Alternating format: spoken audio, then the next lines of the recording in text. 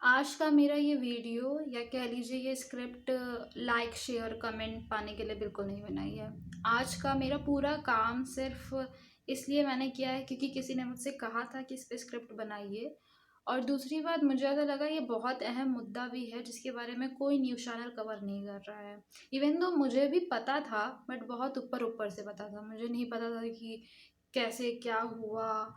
तो जब मैंने इसके बारे में बहुत रिसर्च की तो मेरा सच में बताओ मेरा मन नहीं था, क्योंकि मैं पर्सनली बहुत डिस्टर्ब्ड हो गई थी रिसर्च वर्क करके उसके बारे में। लेकिन फिर मुझे ऐसा लगा कि मे बी लोगों तक ये बात पहुंचनी चाहिए, लोगों को पता होना चाहिए कि आखिरकार अभी चल क्या रहा है, हो क्या रहा है। और मुझे अहम मुद्दा लगा, काफ़ी अहम मुद्दा लगा, इसलिए मैं यहाँ पर उसके बारे में बता रही हूँ। अगर आपको मेरी किसी भी बात से आहत महसूस हो या ऐसा लगे कि मैंने गलत बोला है, तो आप ज़रूर कमेंट में बता सकते हैं मुझे। और अगर टॉपिक आपको ये ऐसा लगे कि मैं ऐसे और टॉपिक्स पे कवर करूं जो शायद मीडिया कवर नहीं कर रही है बट आप चाहते हैं मैं कवर करूं, तो ज़रूर आप मुझे बता सकते हैं और मैं कोशिश करूंगी कि मैं आपकी उम्मीदों पे खड़ी उतरूं। 21 साल की साबिया को 4 महीने ही हुए थे डिफेंस में ज्वाइन हुए।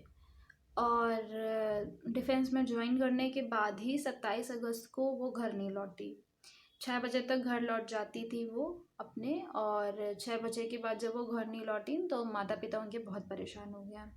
तो वो ऑफिस गए साबिया के पता करने के लिए कि वो अभी तक घर क्यों नहीं आई। तो वहाँ पे जितने लोग थे उन्होंने पहले थोड़ा देखा वेखा, फिर उन्होंने कहा कि आपकी बेटी ठीक है, आप शांत रहिए, उन्होंने ये बोला। जब बहुत लेट हो गई और माता पिता को सच में समझ नहीं आया कि हो क्या रहा है, चल क्या रहा है, तब जाके उन्हें थाने बुलाया गया। जब वो थाने में गए तब उन्हें तब मतलब पुलिस ने बुलाया और उन्होंने पहले पूछा कि माता जी को ब्लड प्रेशर का कोई दिक्कत तो नहीं है। तो उनके पिता ने कहा है, इनको है। तो उन्होंने कहा पहले इनको बाहर बैठवाइए। तो उनकी जो माता जी थी साबिया की, वो बाहर बैठ गई, उनके पिताजी वही खड़े थे। और फिर जो पुलिस है उन्होंने कहा कि आपकी बेटी का कत्ल हो गया है और जो आरोपी है उसने खुद सरेंडर कर दिया है और उसके ऊपर चार्जशीट फाइल हो रही है।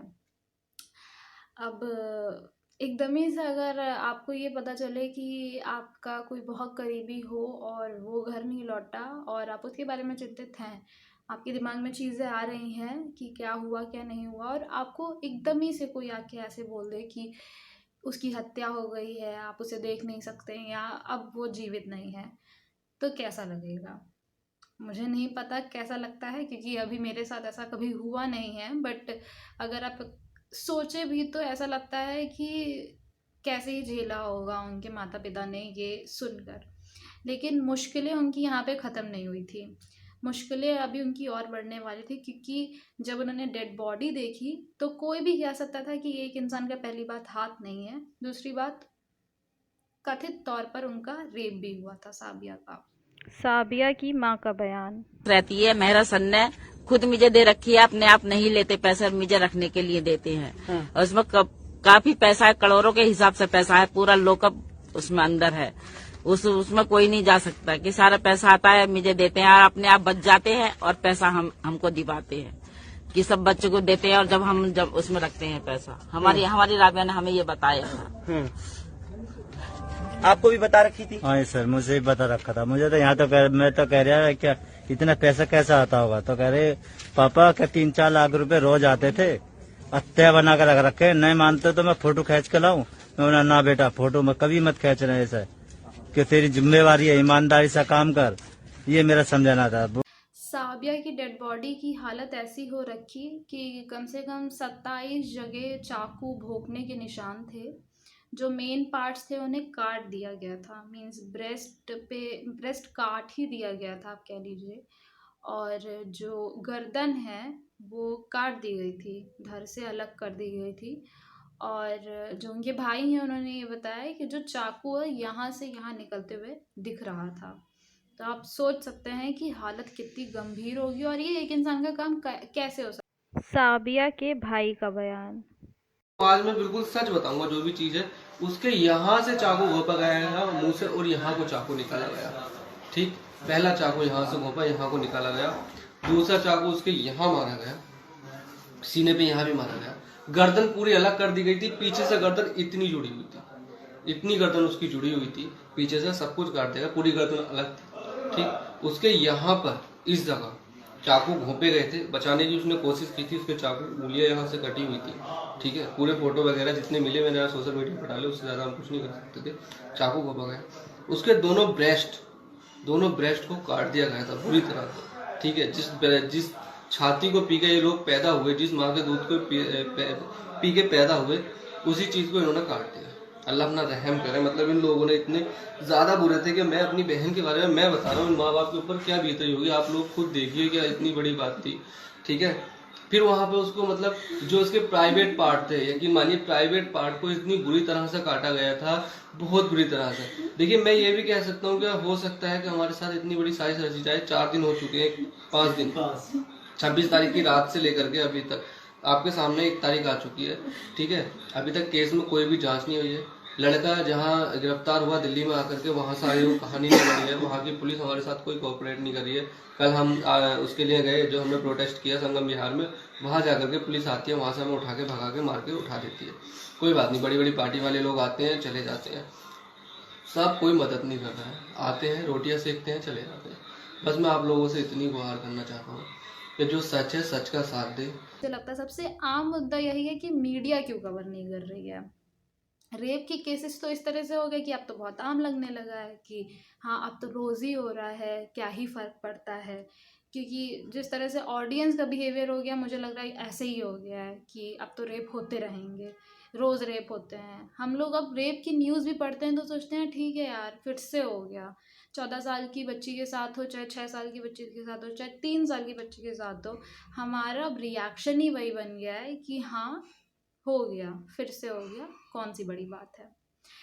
लेकिन सबसे बड़ी बात यह है कि मीडिया इन केसेस को कवर क्यों नहीं करती है। उन्हें ऐसा क्यों लगता है कि इसे कवर करने से ज़्यादा इम्पॉर्टेंट है सिद्धार्थ की माँ का चेहरा दिखाओ, उनका रोता हुआ चेहरा दिखाओ। किसी के अंतिम संस्कार के समय भी इंसान को परेशान कर सकती है मीडिया, पर जब ज़रूरत पड़ रही है, एक माता पिता अपनी बेटी के लिए गुहार लगा रहे हैं, तो वहाँ मीडिया गायब है।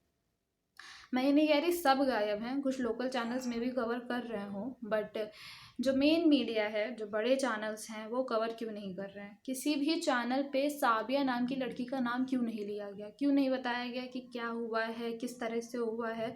और ये सारी चीज़ें हमें ट्विटर से क्यों पता चलती हैं।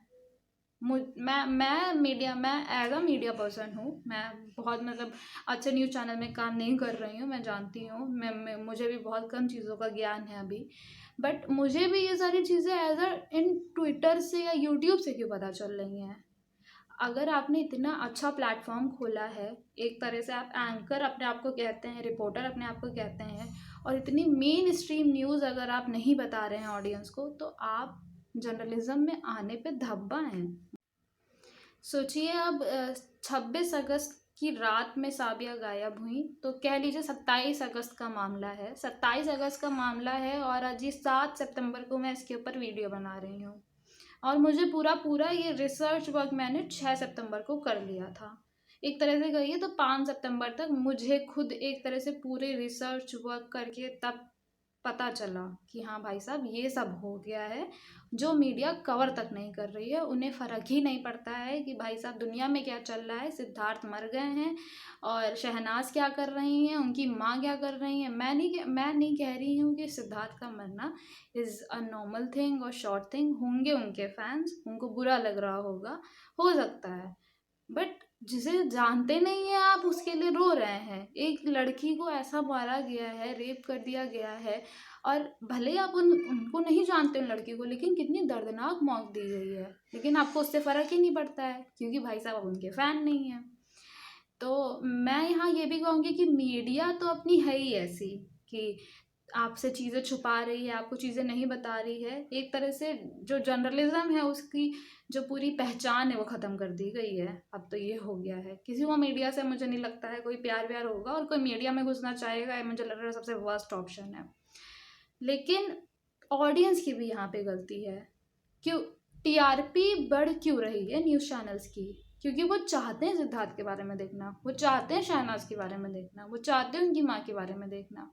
अगर आप खुद ये चीज़ें ऑप्ट कर रहे हैं, आप खुद चीज़ें ये चूज़ कर रहे हैं कि नहीं मुझे ये नहीं ये देखना है, तो न्यूज़ चैनल्स वो दिखाएंगे ही। तो मेरा मानना है कि एज अ ऑडियंस आपका भी बहुत बड़ा कर्तव्य बनता है कि आप प्लीज़ उस चीज़ों को देखने में ज़्यादा टाइम इन्वेस्ट करें जिससे आपको ये पता चले दुनिया में चल क्या रहा है। क्योंकि आप सोचिए, आज ही मैंने एक कांड सुना था कि 14 साल की लड़की थी, अपनी फ्रेंड को लेने रेलवे स्टेशन गई थी। रेलवे स्टेशन पर उसकी दोस्त तो नहीं है, लेकिन कुछ ई रिक्शे ड्राइवर्स थे वहाँ पे थे। उन्होंने कहा कि मैडम आपको घर तक छोड़ दें। घर तक छोड़ने के बहाने 12 दिन तक रेप किया है। अलग अलग रिक्शा ड्राइवर्स ने उसका 12 दिन तक रेप किया है। अब सोचिए, जो कन्वेंट से बंदा जाता है, जो कन्वेंट से लड़कियां जाती हैं, उन्हें क्या डर नहीं लगेगा ये न्यूज़ सुन के? उन्हें नहीं लगेगा कि आज अभी हम कन्वेंट से जा रहे हैं, ये रिक्शा इधर मुड़ के किधर चला जाए हमें क्या पता। तो प्लीज़ एज अ ऑडियंस आप सतर्क रहो, मैं यही कहूँगी। आप प्लीज़ ऐसी न्यूज़ पढ़ो जिनसे आपका सच में ज्ञान बढ़े या आपको पता चले दुनिया में चल क्या रहा है। न्यूज़ चैनल्स आपको डिबेट्स दिखा देंगे, सिद्धार्थ के बारे में दिखा देंगे। न्यूज़ चैनल्स, हाँ मैं समझ रही हूँ, आपके अंदर एक वैसी आग पैदा कर देते हैं कि आपको जानने का मन करता है, बट वो दिखा तो आपको रिपीटेड ही चीज़ रहे हैं, वो चीज़ें रहे हैं जिससे आपका ज्ञान नहीं बढ़ने वाला। तो प्लीज़ आप कोशिश करो कि आप चीज़ों के बारे में जानो, ये मैं कहना चाहूँगी। बाकी आप बहुत समझदार ऑडियंस हैं और आपको बेहतर पता है कि क्या सही है क्या गलत है। और मेरा ये वीडियो बनाने का कोई मकसद नहीं है, मुझे आप नहीं लाइक करोगे, नहीं शेयर करोगे, नहीं कमेंट करोगे, कोई दिक्कत की बात नहीं है। पर मैं चाहती हूँ कि साबिया को इंसाफ मिले, क्योंकि हमेशा यही होता रहेगा, मतलब हमारे समाज में कि 12 साल तक एक केस खिंच जाएगा और इंसाफ मिलने तक एक इंसान आत्महत्या कर लेगा, एक इंसान भाग जाएगा। ये सब चीज़ें बहुत खराब कर देती हैं। मतलब हमारा मानसिक संतुलन कितना खराब हो चुका है, हमें कितना डर लगता है, ये हम जानते हैं। तो मैं यही आपसे गुजारिश करूँगी कि आपको वीडियो पसंद आए चाहे ना पसंद आए, आपको ये वीडियो नहीं कोई और साविया का वीडियो पसंद आ रहा है, आप प्लीज़ शेयर करो। आप प्लीज़ ट्विटर पे पोस्ट करो कि we want justice for Sabiya. Hashtag justice for Sabiya भी बहुत तेज़ी से चल रहा है। आप भी प्लीज़, अभी ट्रेंड पे सिद्धार्थ शुक्ला चल रहे हैं, मुझे उनसे मतलब नहीं है, पर hashtag justice for Sabiya and justice for Rabiya भी चलना चाहिए, मुझे ऐसा लगता है। तो प्लीज़ आप कोशिश करिए, क्योंकि आपके कोशिश करने से ही कुछ बदल सकता है। And thank you for watching this video.